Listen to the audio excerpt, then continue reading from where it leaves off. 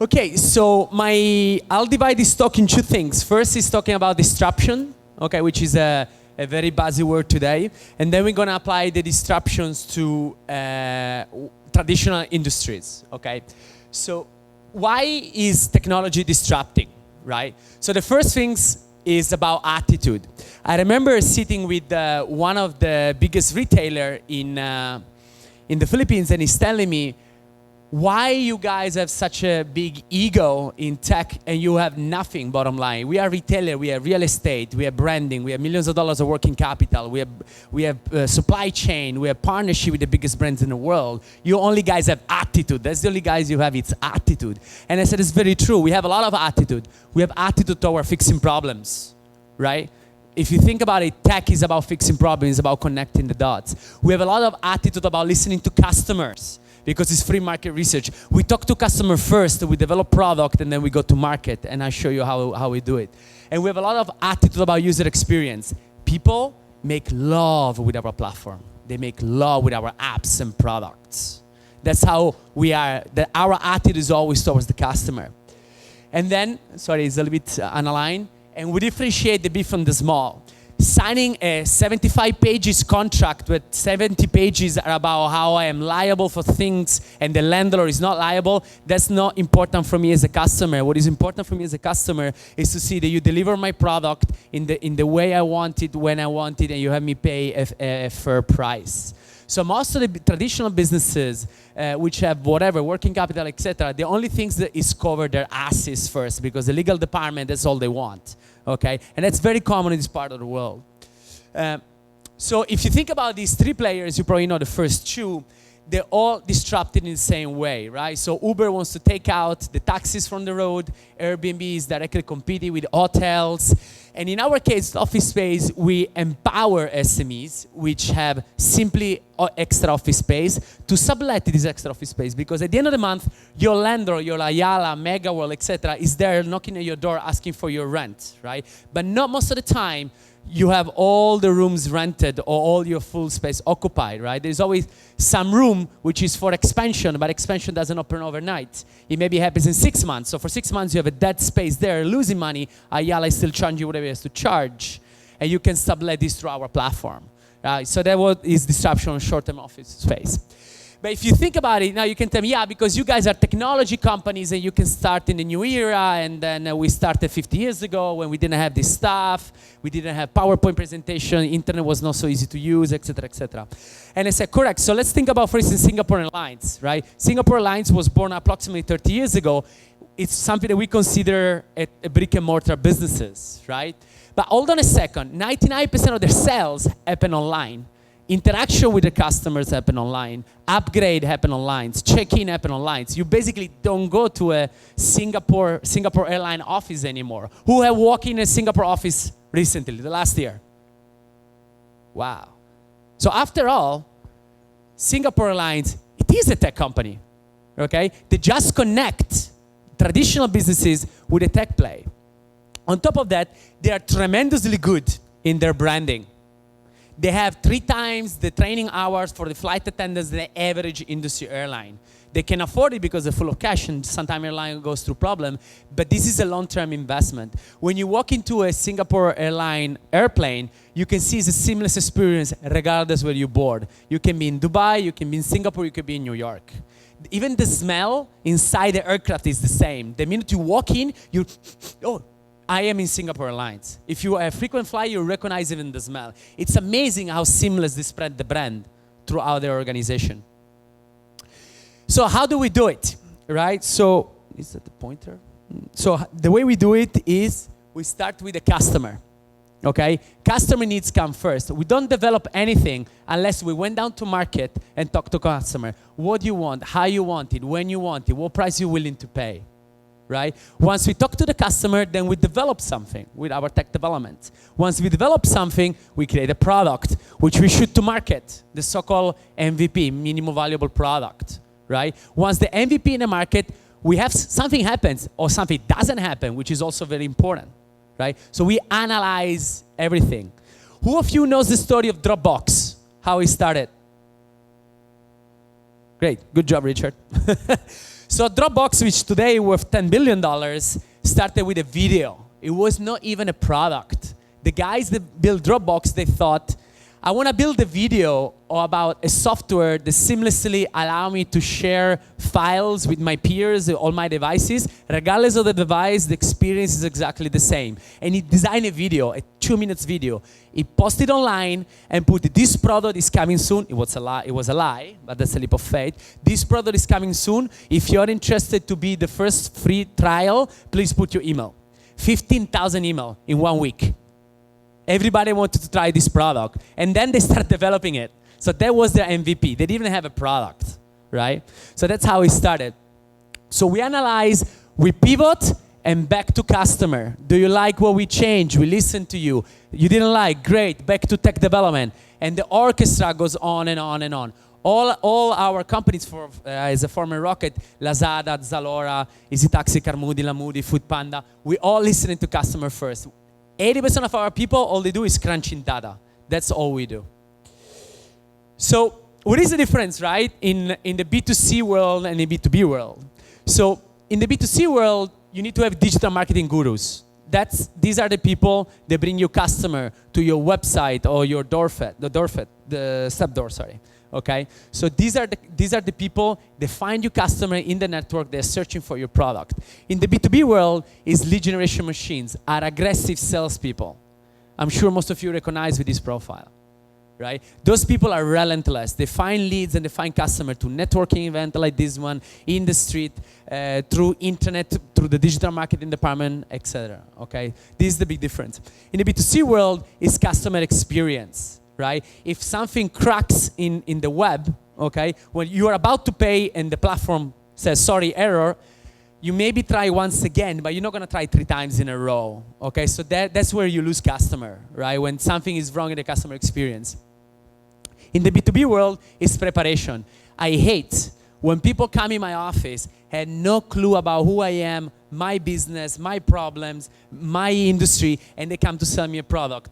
Oh, that's great. I think you guys need office space, right? Because you are Flyspaces. What makes you think I need office space? Flyspaces, office space.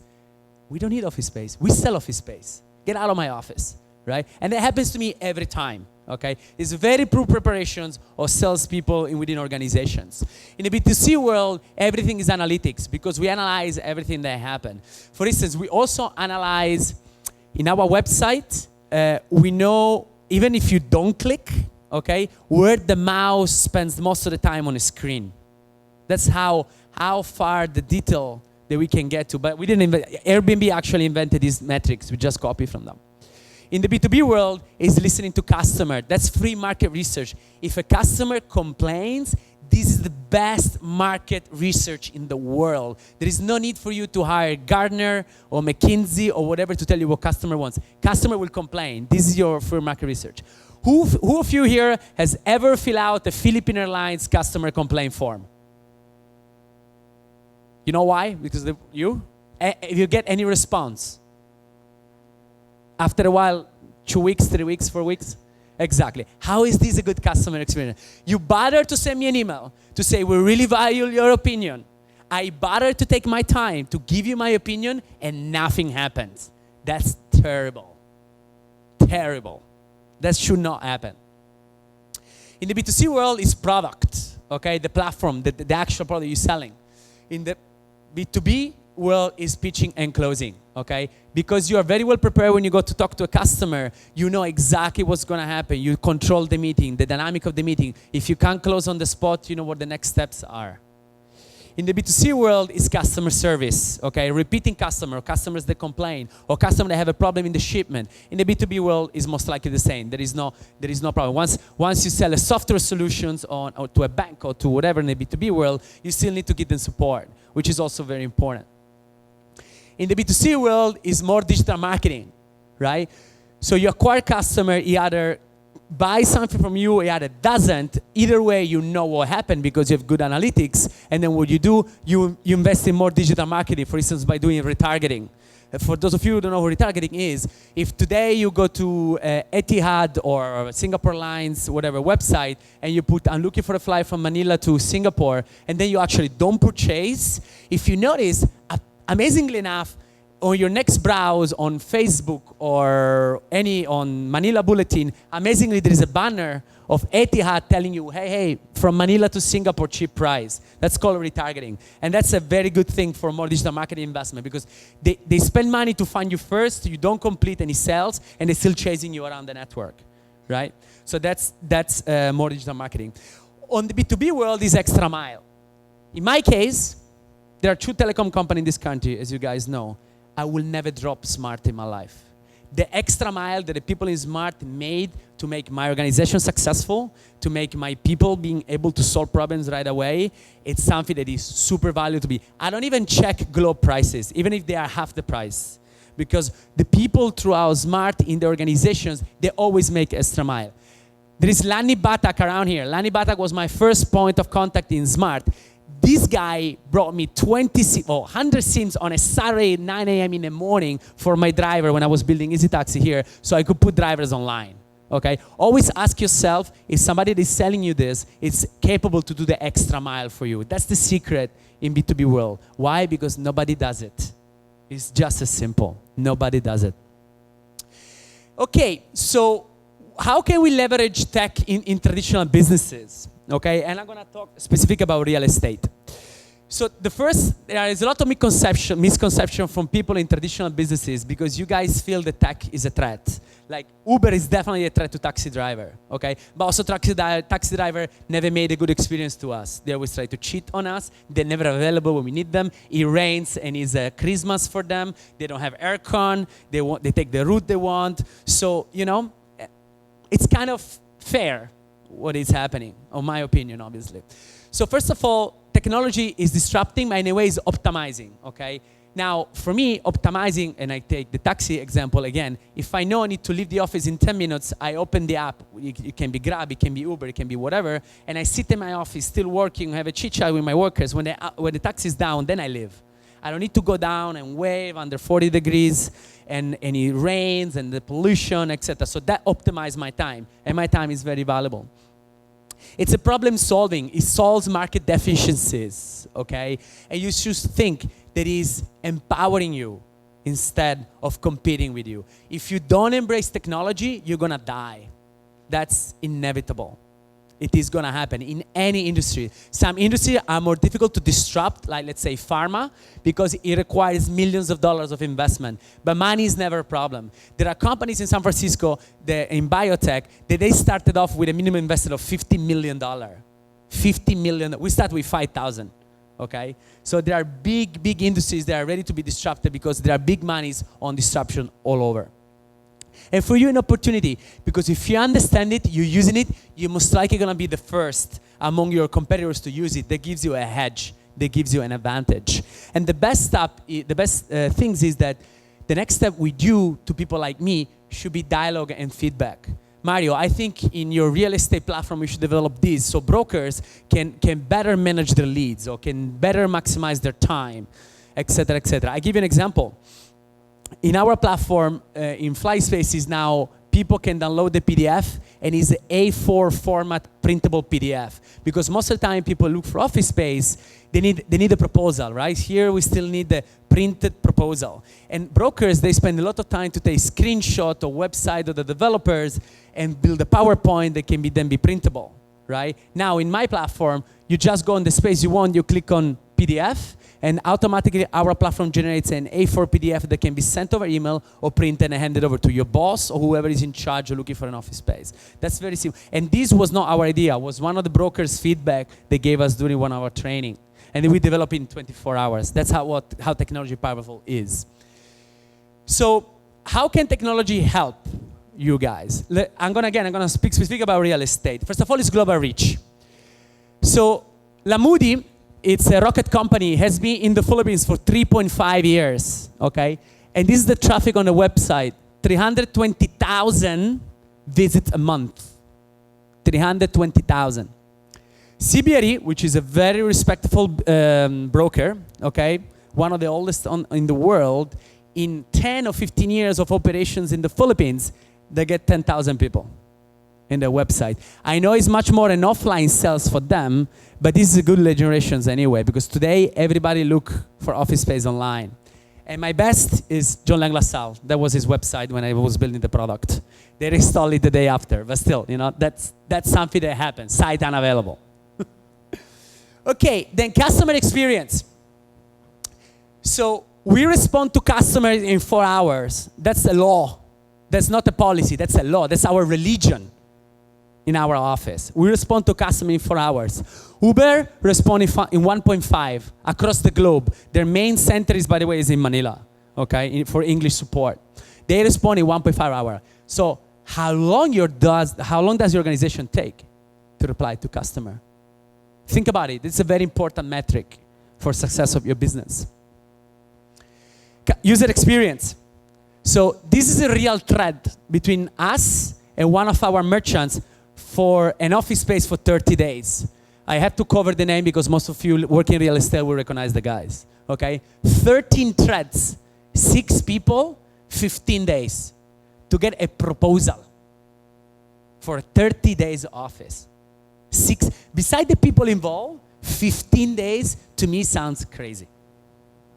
15 days, people already check in 3 different offices, okay? And that's how organizations lose leads, right? They don't respond fast on time, customer keeps looking, find somebody else that responds fast enough, closed. That happens in the B2C and the B2B world, doesn't really matter.